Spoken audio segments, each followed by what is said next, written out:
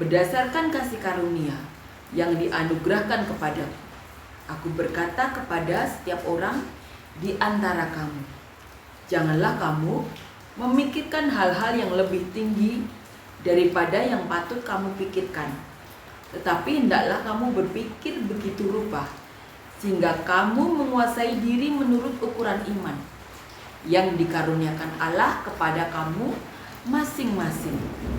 Sebab sama seperti pada satu tubuh kita mempunyai banyak anggota, tetapi tidak semua anggota itu mempunyai tugas yang sama. Demikian juga kita, walaupun banyak, adalah satu tubuh di dalam Kristus, tetapi kita masing-masing adalah anggota yang seorang terhadap yang lain. Demikianlah kita mempunyai karunia yang berlain-lainan menurut kasih karunia yang dianugerahkan kepada kita. Jika karunia itu adalah untuk bernubuat, baiklah kita melakukan sesuai dengan iman kita. Jika karunia untuk melayani, baiklah kita melayani. Jika karunia untuk mengajar, baiklah kita mengajar. Jika karunia untuk menasihati, baiklah kita menasihati. Siapa yang membagi-bagikan sesuatu, hendaklah ia melakukannya dengan hati yang ikhlas. Siapa yang memberi pimpinan, hendaklah ia melakukannya dengan rajin. Siapa yang menunjukkan kemurahan, hendaklah ia melakukannya dengan sukacita. Amin. Persembahan yang benar. Paulus di sini mengatakan, janganlah kita, dikatakan sendiri, kamu menjadi serupa dengan dunia ini, tetapi berubahlah oleh pembaharuan budimu.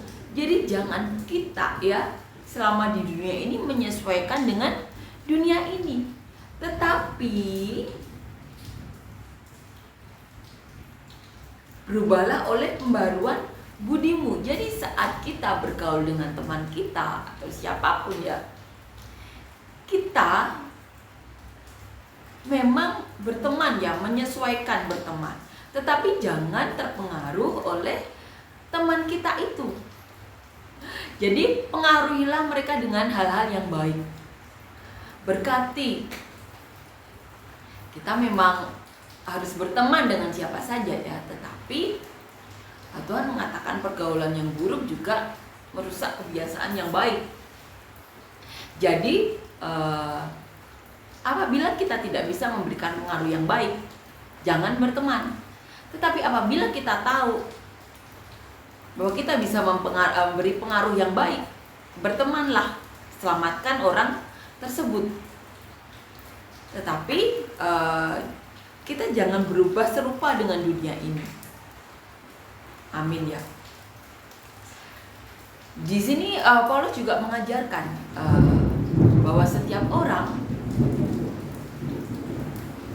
seperti tubuh mempunyai tugas masing-masing.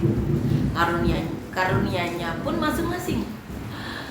Kalau mempunyai karunia menasihati, baiklah ia menasihati.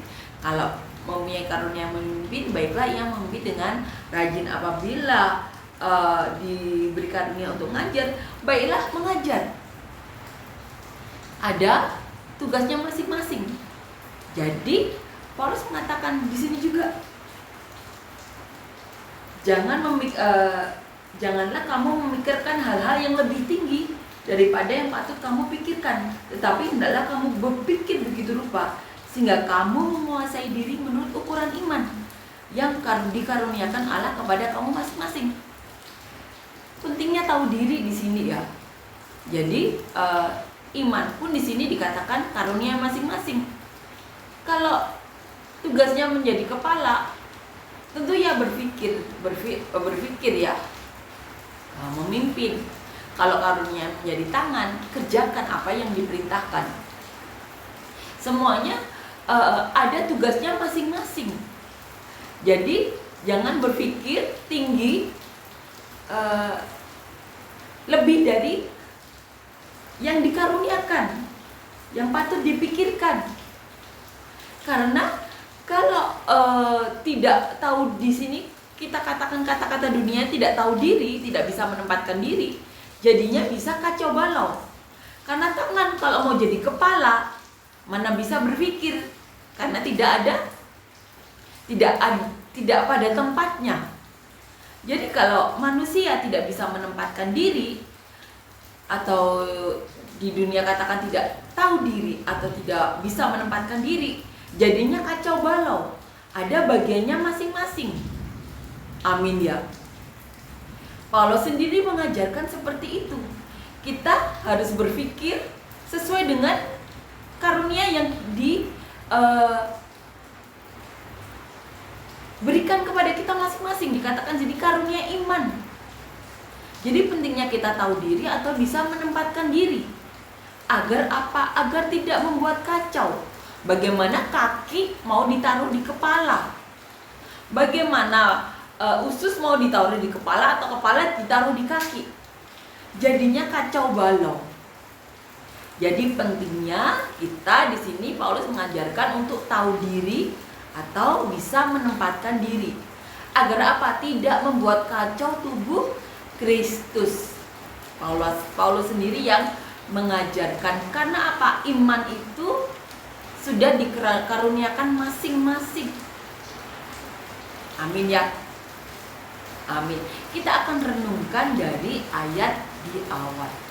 Dikatakan di ayat pertama, karena itu saudara-saudara, demi kemurahan Allah, aku menasihatkan kamu, supaya kamu mempersembahkan tubuhmu sebagai persembahan yang hidup, yang kudus, yang berkenan kepada Allah.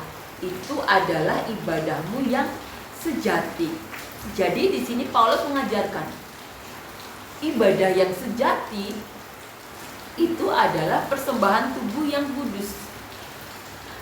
Yang kudus bukan berarti tidak menikah atau apa ya, karena orang yang sudah menikah pun harus menjaga kekudusan pernikahan. Jangan hanya secara fisik ya, secara pikiran kita juga harus belajar kudus setiap harinya. Kalau kita merenungkan ada sesuatu yang salah, bertobat